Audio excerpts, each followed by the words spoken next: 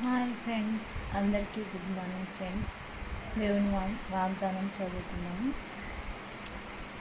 యెహోవా యందు భయభక్తులు కలిగి ఉండుటయే జ్ఞానమునకు మూలము. పరిశుద్ధ దేవుని గూర్చిన తెలివి వివేచనకు ఆధారము. మళ్ళీ చదువుకున్నాం. యెహోవా యందు భయభక్తులు కలిగి ఉండుటయే జ్ఞానమునకు మూలము.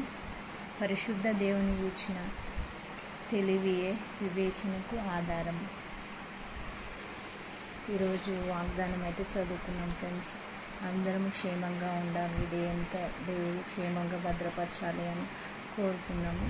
ఈ డే మొత్తం క్షేమంగా ఉండాలని అందరి కోసం అందరం క్రైస్తవులందరం ప్రేయర్లో పెట్టుకున్నాము.